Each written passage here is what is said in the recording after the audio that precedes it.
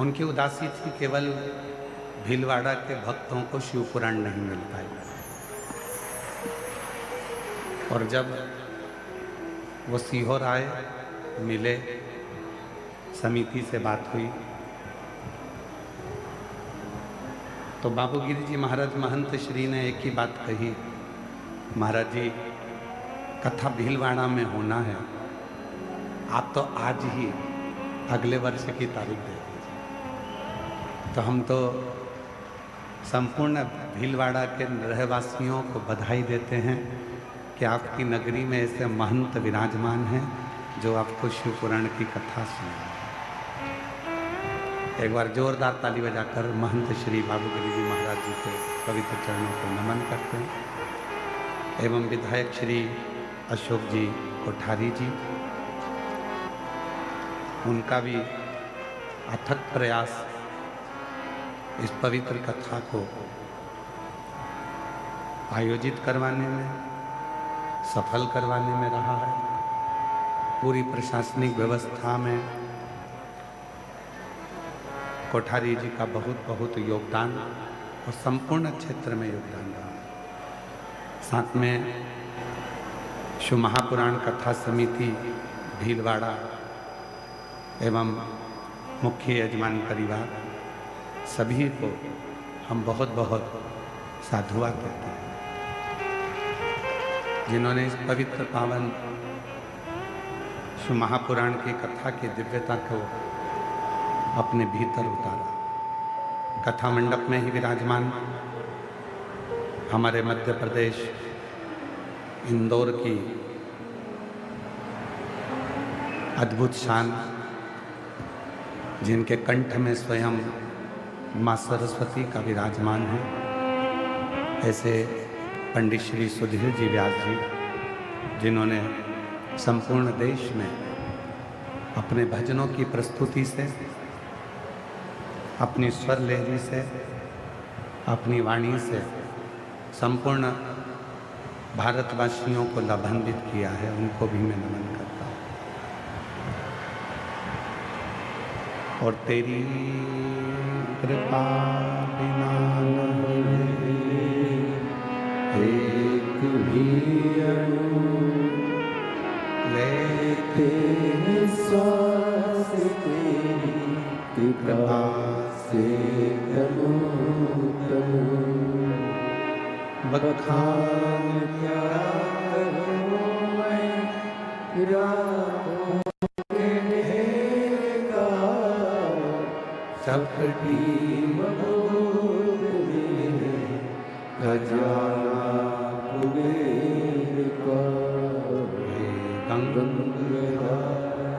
मोती गान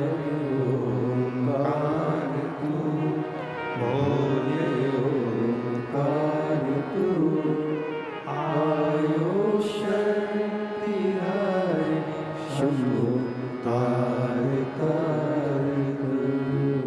भीलवाड़ा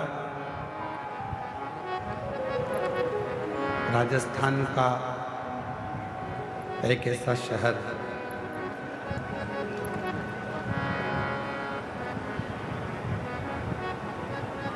जिस भूमि पर राष्ट्र की रक्षा के लिए, देश की रक्षा के लिए,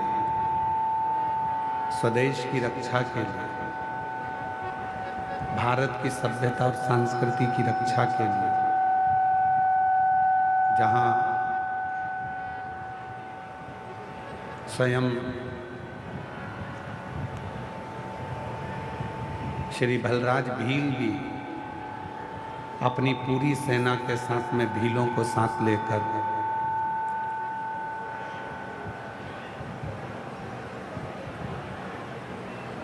श्री महाराणा प्रताप जी के साथ कदम से कदम मिलाकर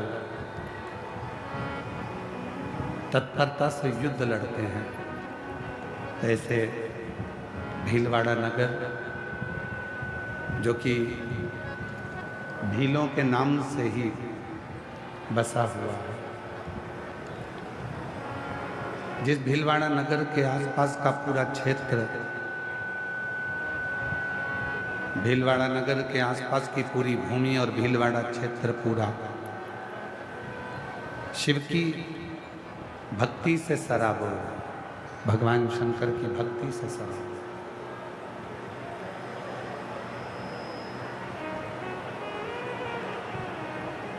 जिस शिव महापुराण की कथा को आप श्रवण करने के लिए आए,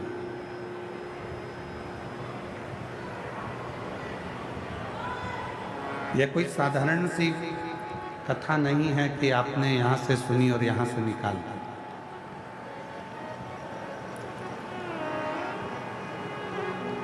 ये पवित्र वो शिव महापुराण की कथा है जो एक बार अपनी जिंदगी में उतार लेता है, जो एक बार अपने जीवन में उतार लेता है तो संपूर्ण जीवन का सुख वो प्राप्त कर लेता है। और यहाँ जितने भी श्रोता भाई बहन बैठे हैं, आप कथा को श्रवण करने के लिए आए हैं, आप लोगों से निवेदन है कि इस कथा को केवल कथा जैसी ना लें। ये केवल कथा नहीं है, पूरे 7 दिन आपको परीक्षा भी देना है और पूरे 7 दिन की परीक्षा में शिव जी की कृपा से पास भी होना है।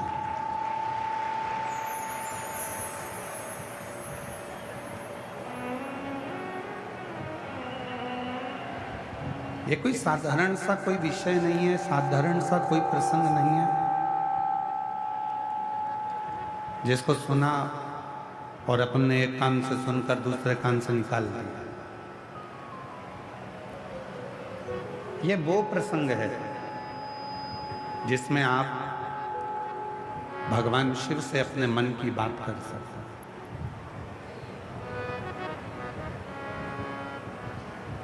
अपने हृदय से भगवान शंकर को आप क्या कहना चाहते हैं वो आपके ऊपर निर्भर करता है।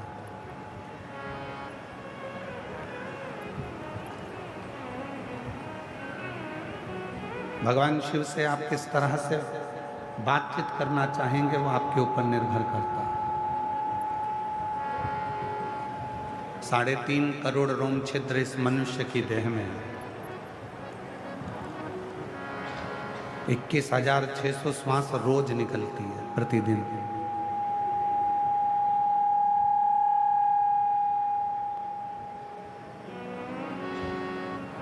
और 21,600 श्वास में से आपने कितनी श्वास शिव को दी है?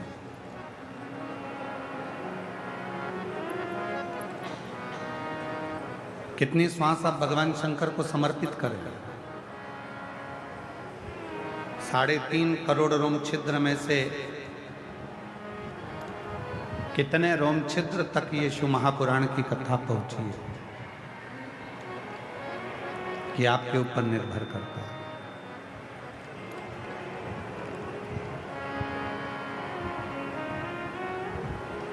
आए, बैठे, कथा सुनी और चल दिए घर की ओर। नहीं,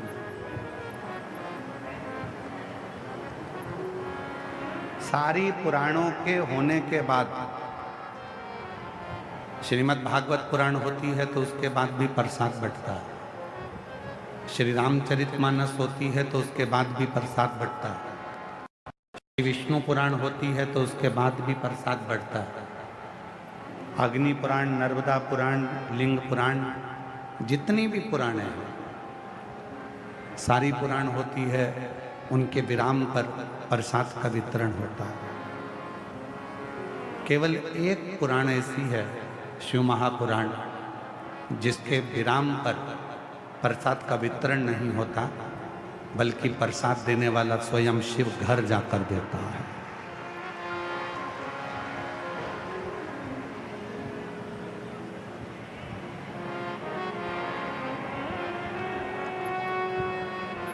स्वयं शिव देते हैं।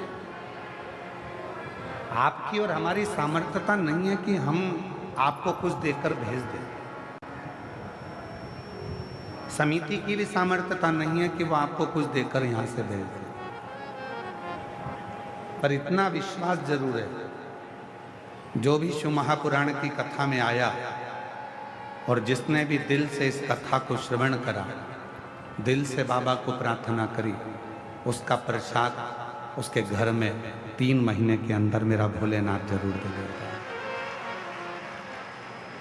और मैंने तेरे ही भरोसे बाबा, तेरे ही भरोसे हवा विच उड़ती जावांगी बाबा, डोर हटो छिटी नाम कटी जावांगी।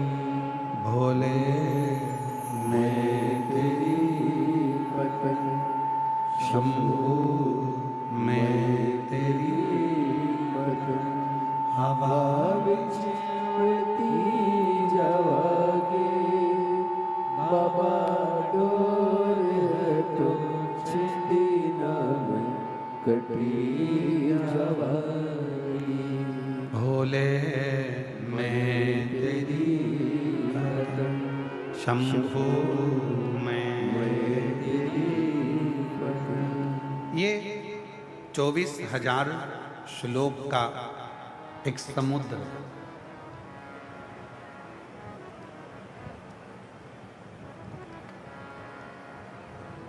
इसमें शिव नाम का एक मोती है।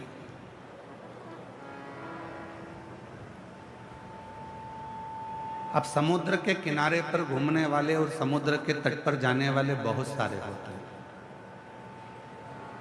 सब तरह के लोग मिलते हैं।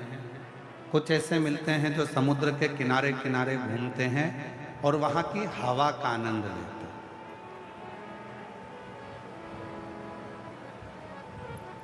अब शिव महापुराण के श्रोता कैसे होते हैं उसको समझिए। कुछ ऐसे होते हैं जो समुद्र के किनारे किनारे घूमते हैं, समुद्र की जो हवा चलती है उसका आनंद लेते हैं। कुछ समुद्र के किनारे चलते हैं तो समुद्र की लहरों का आनंद लेते हैं।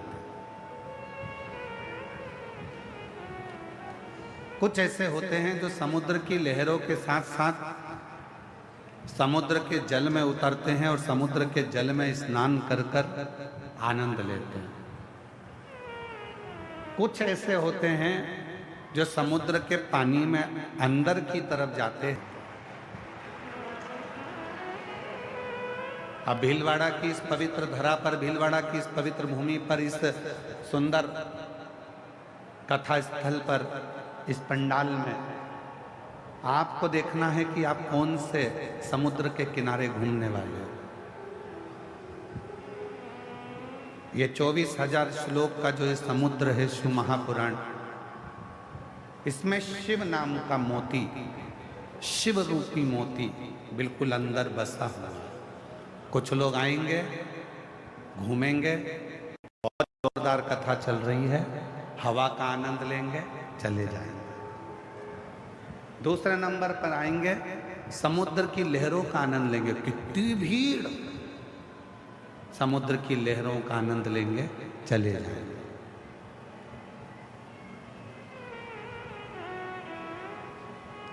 आशीष आवाज नहीं जा रही है।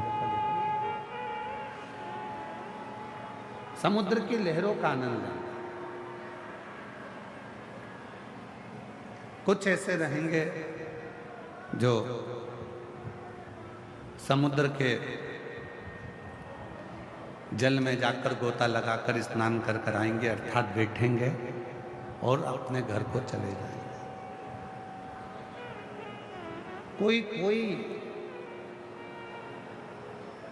बहुत कम लोग होते हैं जो समुद्र के जल के अंदर गोता लगाकर कहाँ तक जाते हैं और वहां से मोती निकाल कर लाते हैं। कुछ लोग ऐसे होंगे जो शिव महापुराण की कथा में बैठकर 7 दिन भगवान शंकर से अपना मन लगाकर, शिव जी से अपना दिल लगाकर, शंकर को अपनी मन की बात कहकर शिव को ही मोती के रूप में लेकर आएंगे और अपनी जिंदगी को सार्थक कर देंगे। कुछ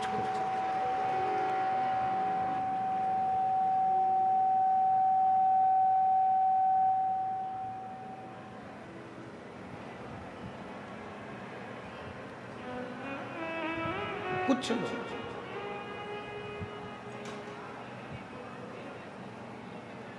साढ़े 3 करोड़ रोम छिद्र में से कुछ रोम छिद्र ऐसे होते हैं जिन रोम छिद्रों में राम का नाम, शिव का नाम, कृष्ण का नाम समाहित होता है। 21,600 श्वासों में से कुछ श्वासें ऐसी होती हैं जिनमें भगवान का नाम समाहित होता है। सभी श्वास एक जैसी नहीं होती, सभी श्वास में भगवान का नाम नहीं होगा, पर कुछ श्वास 21,600 श्वास में से कुछ श्वास ऐसी होती है जिसमें भगवान का नाम समाहित है।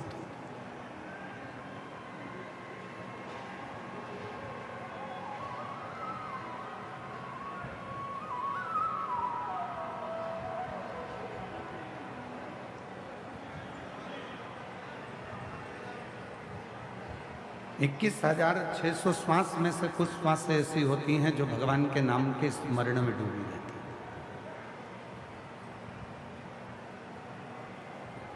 और मैंने तेरे ही भरोसे बाबा, तेरे ही भरोसे हवा में उड़ती जावांगी बाबा, डोर हटो छठी नाम कटी जवानी, भोले मैं तेरी पतंग, शंभू मैं तेरी पतंग, हवा में उड़ती जवानी बाबा, डोर हटो छठी नाम कटी जवानी। तो जीवन की ये संपूर्ण व्यवस्थाओं, जितनी भी श्वास है, उन श्वासों में से यदि कुछ श्वास भी भगवान शिव के, भगवान राम के, भगवान कृष्ण के, माँ आद्यशक्ति जगत जननी के उच्चारण में, शिव नाम में डूब जाए तो समझना कि तुम्हारी जिंदगी सार्थक हो।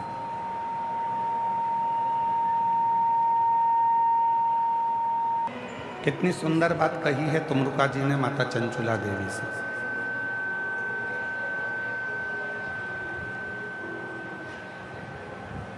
तुमरुका जी चंचुला देवी से कहते हैं, चंचुला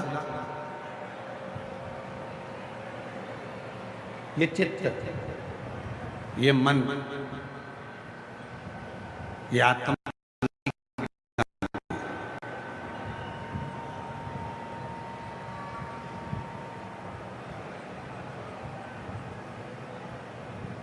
इस जीवन को सबसे ज्यादा शांति अगर मिलेगी तो केवल 2 जगह मिलेगी।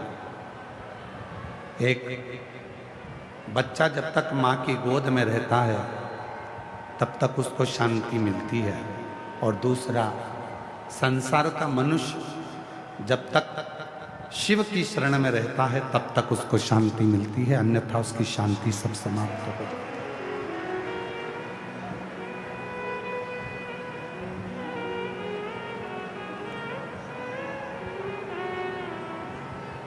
आप जब तक भगवान शंकर के चरणों में हैं, आप जब तक शिव की शरणागति में हैं, जीवन का सारा सुख आपका है,